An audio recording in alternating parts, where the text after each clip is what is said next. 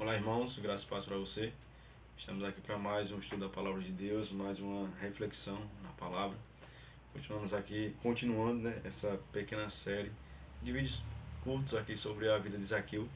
Estamos estudando aqui os primeiros 10 versículos de Lucas capítulo 19, que tratam sobre a vida de Zaqueu, sobre a conversão de Zaqueu, aquele lindo encontro que esse personagem bíblico teve com Jesus, e através desse encontro Jesus mudou a vida dele.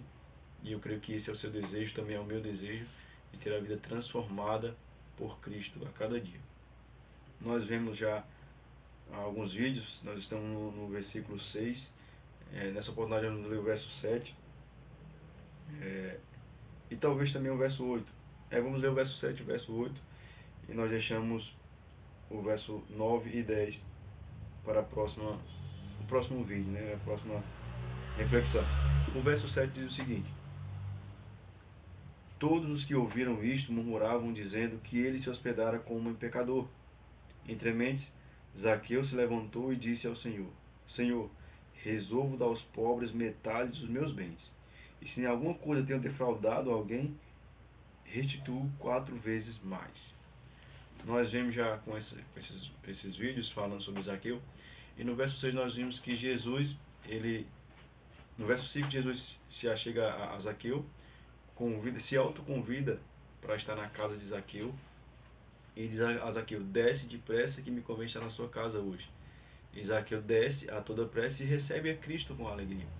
Só que aqueles que estavam ali, a Bíblia fala que era uma grande multidão, né, ao verem aquela cena de Jesus, né, um pregador galileu, né, o Nazareno, o pretenso Messias, segundo a Bíblia ele é o Messias, mas para aquela multidão era um pretenso Messias, né, se hospedando ou indo até a casa de um publicano, um pecador, um ladrão. E muitos murmuraram naquele momento e questionaram a Jesus e até o próprio Zaqueu com relação a isso. E aí eu queria aqui já extrair a primeira lição para a gente, né? Nem todos se alegram quando veem que nós entregamos a nossa vida a Cristo. Nem todos se alegram ao verem a transformação que Cristo tem feito em nossas vidas. Há muitos que, ao invés de se alegrarem conosco pelas bênçãos que Deus tem feito em nossas vidas, né, pela transformação que Ele tem feito em nossas vidas, começam a apontar os nossos defeitos. Defeitos esses muitas vezes já passados, que nós já confessamos, já abandonamos, mas as pessoas se alegram, se satisfazem em estar apontando os nossos defeitos. Eu não sei se você passou por essa experiência, mas eu já passei, e creio que muitos ainda passam, né, com relação a essa experiência de alguém olhar para você e dizer assim: hoje você quer ser santo, mas você já fez isso, já fez aquilo outro, e hoje quer ser santo, né? Eu creio que foi essa experiência que Zaqueu experimentou naquele momento. Então agora quer ser santo, Zaqueu.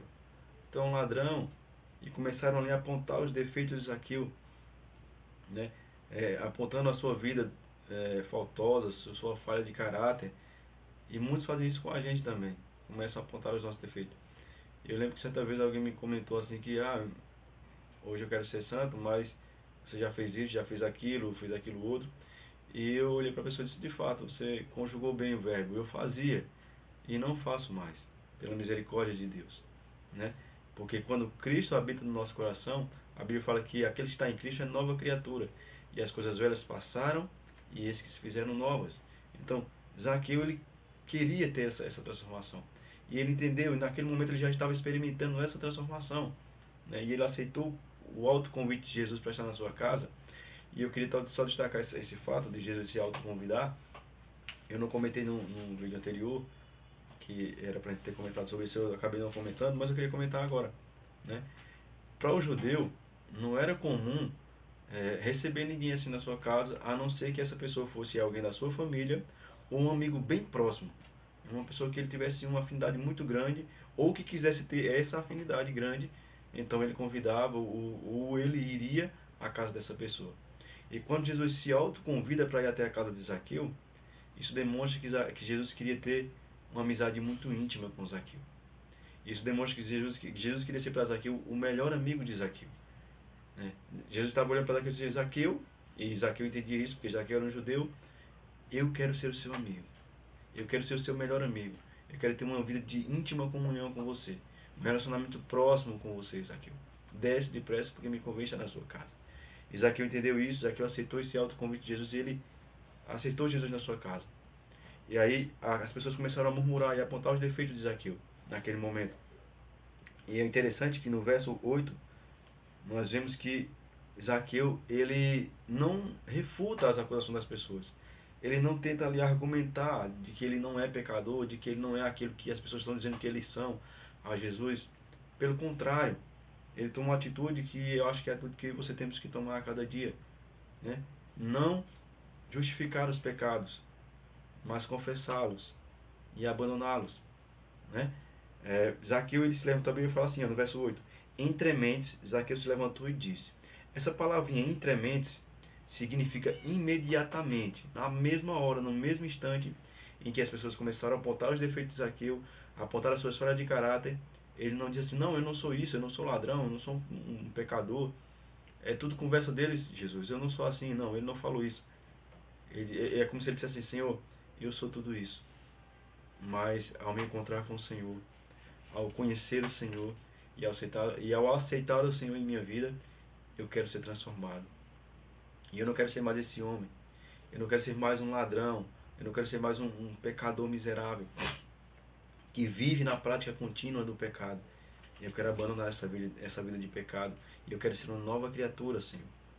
Por isso, Senhor, ele fala, né? Entre mentes, Zaqueu se levantou e disse: Senhor, resolvo dar metade dos meus bens aos pobres. E se em alguma coisa tenho roubado ou defraudado alguém, restituo 4 vezes mais. Alguns comentaristas afirmam que Zaqueu, nesse dia, com essa afirmação, e ele cumpriu essa afirmação, ele ficou pobre. E Zaqueu, que era um dos homens mais ricos ali dentro do seu povo, a Bíblia fala que no verso 1, na verdade no verso 2, diz que ele era o maior dos publicanos e rico. E os comentaristas dizem que naquele dia ele ficou pobre, porque ele deu metade do que tinha aos pobres, e da outra metade que ele ficou, ele restituiu 4 vezes as pessoas que ele tinha roubado. E eu creio que ele tinha roubado muitas pessoas. Mas ele teve a sua vida transformada por Jesus. E ele não poderia ficar na mesma situação. Então, irmãos, nós temos muito que aprender com Zaqueu. Primeiro, na atitude dele, de não ficar dando desculpa para o pecado. Ele reconheceu que ele era aquilo que as pessoas estavam dizendo que ele era. E ele disse assim, Senhor, eu sou, mas eu quero abandonar e quero ser uma nova criatura. Lá em Provérbios, o sábio Salomão diz o seguinte, que aquele que encobre as suas transgressões jamais prosperará. Porém, aquele que confessa e abandona alcançará a misericórdia. Zaqueu entendeu isso, Zaqueu confessou e abandonou e alcançou misericórdia em Cristo Jesus. Ele foi transformado, ele se dispôs a ser transformado por Jesus. E no verso 8, né? E eu queria ler também, aproveitar e ler o verso 9 também. Eu ia deixar para o próximo vídeo, mas eu queria ler logo agora. E se deixa, a gente já conclui aqui. O vídeo não vai ficar tão longo. No verso 9 fala assim, eu vou ler o verso 8 novamente, o 9, já li o 10, e a gente conclui essa reflexão sobre a vida de Zaqueu. O verso 8 diz assim, entre mentes, Zaqueu se levantou e disse ao Senhor, Senhor, resolvo dar metade dos meus bens aos pobres, ou melhor, metade dos meus bens aos pobres, se em alguma coisa tenho defraudado alguém, restituo 4 vezes mais. E agora o verso 9. Então, Jesus lhe disse, hoje houve salvação nesta casa, pois este também é filho de Abraão, porque o Filho do Homem veio buscar e salvar o perdido. Veja, quando Zaqueu teve um encontro com Jesus, ele foi transformado. Ele não apenas foi salvo, mas ele foi transformado. E eu queria que você entendesse uma coisa, que muitas vezes a gente não entende. E muitas vezes a gente acaba velando o poder de Deus na nossa vida por esquecer que a graça de Cristo ela tem 2 aplicações em nossas vidas. É como se ela tivesse 2 pernas. E se você tira uma perna da graça, ela fica manca. E ela não vai resultar na sua vida o efeito para o qual ela é designada na minha e na sua vida. A graça de Cristo, ela é uma graça salvadora, mas também uma graça habilitadora ou transformadora. O que vem a ser isso? A graça que salva, ela transforma e nos habilita a viver uma nova vida. E foi isso que aconteceu com Zaqueu. Ele foi salvo pela graça de Jesus, e essa graça que o salvou, o transformou e o habilitou a viver uma nova vida de homem justo, íntegro e reto diante de Deus. A graça que salva, transforma. Agora, a graça que salva e não lhe transforma, se você se diz salvo, mas continua com a mesma vida, com as mesmas práticas, com os mesmos gostos, com os mesmos entretenimentos, com o mesmo conteúdo, consome os mesmos conteúdos de antes, tem os mesmos lazer que tinha antes, se veste da mesma forma que se vestia antes, não houve uma transformação. Essa graça que lhe salvou não lhe transformou. E a graça que salva e não transforma não é graça, é desgraça. E Cristo não quer trazer desgraça à sua vida. Ele quer trazer graça salvadora e transformadora.